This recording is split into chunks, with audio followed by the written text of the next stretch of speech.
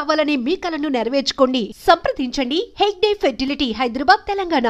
And Sameer తీసుకునే wrong decisions ఇలాంటివి చాలా ఉంటాయి. ఇలాంటివి అంటే ఆఫీస్లోకి వెళ్ళకపోవడాలు, కలవకపోవడాలు, ఇలా ఇంకొక చిన్న ఇది ఏంటంటే మీ బాబుకి ఒక బెస్ట్ ఆఫర్ వచ్చిందని విన్నాను. జాన్సన్ ప్రోడక్ట్కి ఒక ఏమంటారు దాన్ని, ఏమంటారు మోడలింగ్, మోడలింగ్ అనాలా, బేబీ అంతేనా, పోస్టర్ బేబీ, యా అది. దాన్ని మంచి ఆఫర్, మంచి ఏమంటారు మంచి ప్యాకేజ్, దాన్ని కూడా వదులుకున్న కేవలం ఫ్యామిలీ వలన సంథింగ్ ఏదో రీజన్ ఏంటి, ఎందుకు జరిగింది, ఎంత వచ్చింది, అసలు ఆఫర్ ఎంత వచ్చింది, ఎలా వచ్చింది? అది నేను కోట శ్రీనివాసరావు గారు నేను ఒక షూటింగ్లో ఉన్నాం. ఉంటే కోట శ్రీనివాసరావు గారిని కలవడం కోసం బాంబే నుంచి ఒక యాడ్ ఫిల్మ్ మేకర్స్ ఎవరు వచ్చారు. ఆయనకి సంబంధించి ఏదో మాట్లాడడానికి వస్తే, ఆ రోజు షూటింగ్కి మా మిస్సెస్ మా బాబుని తీసుకుని వచ్చింది. వాడికి 4-5 months ఎంతో అంతే, చిన్నవాడు. వాడిని తీసుకుని వచ్చింది, ఫుడ్ ఏదో తీసుకుని వచ్చింది. వస్తే అక్కడ అంత దూరంలో ఆడుతున్నాను వాడితోటి. వాడు ఇంతంత బుగ్గలు చాలా క్యూట్గా ఉండేవాడు. సో వీళ్ళు చూసి కోటగారిని అడిగారు, ఎవరండి ఆ పిల్లాడు అంటే, సమీర్ అని ఆర్టిస్టు వాళ్ళ అబ్బాయి అంటే, వాళ్ళు ఉన్నాడండి, క్యూట్గా ఉన్నాడండి, ఒకసారి పిలిపించరా ఇది అని అంటే, వాళ్ళ అసిస్టెంట్ వచ్చి పిలిచారు, రమ్మన్నారు, బాబుని తీసుకుని రమ్మన్నారు. వచ్చి చూసి వీళ్ళు షాక్, ఆడిని చూసి. ఆడు చాలా బాగుంది, చాలా క్యూట్గా చూసాను. అయితే వాడిని దీనికి సడన్గా వాళ్ళు ఏదో డిస్కస్ చేసుకుని అడిగి, we want him to do Johnson's ad అన్నారు. జాన్సన్స్ యాడ్ అంటే అది మామూలుది కాదు కదా, అసలు దానికి బోల్డంత వ్యవహారం ఇది అది అలా ఐఎమ్ అష్యూరింగ్ యూ, ఆయన పేరు మర్చిపోయినారు, I'm assuring you there is no audition. జనరల్గా 300-400 మంది పిల్లల్ని ఆడిషన్ చేసి సెలెక్ట్ చేస్తారట. దీపికా పడుకొని చేస్తుందంట మదర్ రోల్ ఏదో యాడ్. లోనావ్లాలో షూటింగ్ అన్నారు. అయితే మీ బాబుని తీసుకుంటే 75 lakhs ప్యాకేజ్ చెప్పారు. ఎన్ని రోజులకి? 2 days షూట్. 2 days, 2 రోజులే షూట్.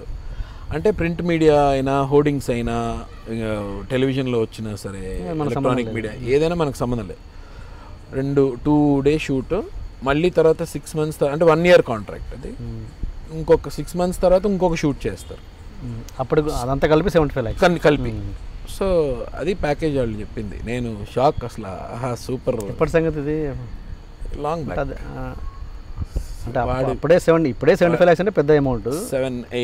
7 years బ్యాక్ అంతే కదా, ఇప్పుడే పెద్ద అమౌంట్ 75 lakhs. మరి అప్పుడు 7 years బ్యాక్ అంటే అప్పుడు అంటే ఒక 5 కోట్లు వేసుకోవాలి అప్పుడు. 75 lakhs అంటే. ఆ తర్వాత నేను చాలా హ్యాపీ ఫీల్ అయిపోయాను. మిస్సెస్ అక్కడే ఉంది, చెప్పాను ఇలా అడుగుతున్నారు అంటే, ఓ ఫుల్ ఖుష్ ఇది అది. ఇంకా తర్వాత కొన్ని రీజన్స్ వల్ల మానేయాల్సి వచ్చింది. అదే చెప్పొచ్చు కదా. అంటే వాళ్ళ పేరెంట్స్కి ఇష్టం లేదు, వద్దన్నారు. వద్దులే, ఎందుకు దిష్టి తగులుతుంది. మెయిన్ పెద్దవాళ్ళు ఆలోచించేది అదే కదా, చాలా దిష్టి. అంటే వేరే ఎవరెవరో చెప్పుండొచ్చు, ఫ్రెండ్స్ కానీ ఇంకోటి రిలేటివ్స్లో కానీ, అమ్మో దిష్టి తగిలేస్తుంది, వద్దు వద్దు వద్దు అని చెప్పి నన్ను ఫోటోలే పెట్టనివ్వలేదు. వాడివి ఫేస్బుక్లో కానీ అక్కడ ఎక్కడ పెట్టలేదు ఫోటోలు, దిష్టి తగులుతుందని.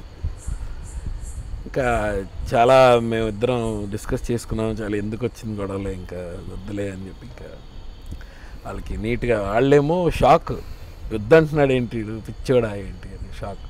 ఆ తర్వాత ఈ విషయం నేను తర్వాత ఎక్కడ రామ్ చరణ్ కూడా చెప్పాను. రామ్ చరణ్కి, మన కృష్ణవంశీ గారికి, ప్రకాష్ రాజ్ గారికి, వీళ్ళందరికీ తెలుసు. గోవిందుడు షూటింగ్ అప్పుడు, గోవిందుడు అందరూ వాడేలే షూటింగ్కి వచ్చింది మళ్ళీ తను ఆడిని తీసుకుని. అప్పుడు కాజల్, ప్రకాష్ రాజ్ వీళ్ళందరూ నాకివ్వంటే నాకివ్వని పాపం చాలా ఆడారు వాడితోటి. అప్పుడైతే తిట్టేశారు మా మిస్సెస్ని, నన్ను. తప్పు కదా, అసలు బుద్ధుందా, ఇలాంటివి వదులుతారా ఎవరైనా? ఇలాంటి ఆపర్చునిటీ ఎవరికో కానీ రాదు కదా, కావాలని వెళ్ళినా సరే రాదు, అలా ఎలా వదిలేశారు ఇది అని. సో సో ఇలాంటి మిస్టేక్స్ నీ కెరీర్లో చాలా చేసి ఉంటావు, డెఫినెట్గా చేసి ఉంటావు. ఎవరు చేయరు అంటే mistakes. కావాలని చేసి అదే కొన్ని సర్కమ్స్టాన్సెస్ వల్ల అదే. సరే పెద్దవాళ్ళ మాట ఎందుకు కాదనాలి అని అది విరమించుకున్నాం. లేకపోతే మంచి మెమరీ ఉండేది ఇప్పటికీ. మెమరీ ఎక్కువ, డెఫినెట్గా ఎక్కువ. మనీ ఆల్సో అది కూడా వాళ్ళకి సెట్ కదా, ఇంకా అంతే కదా, సెట్ అయిపోయింది ఆల్మోస్ట్. దేవుడు ఏంటంటే లేదు అంత ఈజీగా ఇవ్వని నీకు, నువ్వు కష్టపడాలి అని చెప్పి నాకు. ఓకే. ఇప్పుడు ఫాదర్ నుంచి లీగల్గా ఫైట్ చేసేది ఏముండదా మీకు ఇప్పుడు? అంటే లీగల్గా ఫైట్ చేయాల్సిన అవసరం ఏముండదా? అంటే ఆ పరిస్థితి ఏం లేదా? దేనికి? ప్రాపర్టీ కావచ్చు లేదా ఎనీథింగ్, నాకు వద్దు డబ్బు కానీ.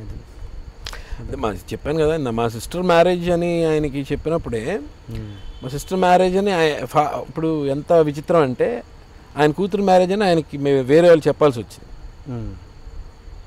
అదే ఓకే.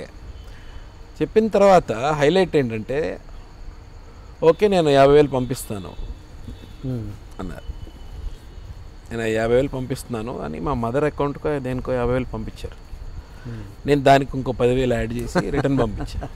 ఇది వాస్తవం జరిగింది. Okay, thank you very much. మీకు ఇన్ఫార్మ్, తండ్రి కాబట్టి కూతురు పెళ్లి చేస్తున్నామని మీకు చెప్పాలి, ఇన్ఫార్మ్ చేయాలి కాబట్టి చెప్పడం జరిగింది అంతే. అంతేగాని మీ దగ్గర నుంచి ఫైనాన్షియల్గా ఇది ఎక్స్పెక్ట్ చేసి కాదు. I can take care of it అని ఆయనకి 10,000 యాడ్ చేసి మళ్ళీ రిటర్న్ ఆయన డబ్బులు ఆయన నీట్గా పంపించేసి థ్యాంక్ యూ వెరీ మచ్ అని చెప్పి. అంటే మనిషి రావాలి కదా, ఫాదర్ అన్నప్పుడు రావాలి అట్లీస్ట్ మినిమం. ఇది నేనంటే ఆయన దగ్గర పెరగలేదు, నేను 3rd month నుంచే లేను.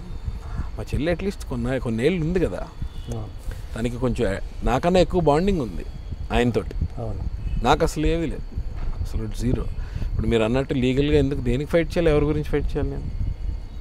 Because I disown him completely, I disown him. So ఇంకా there is no question of fighting. నాకు అమ్మ సుఖంగా ఉంటే చాలు, నా దగ్గర ఉంటే అమ్మ సుఖంగా ఉంటుంది, అంతే, ఫినిష్. She is happy. ఎలా ఉంటారు మీ ఇద్దరు అత్త కోడలు? ఎలా ఉంటారు?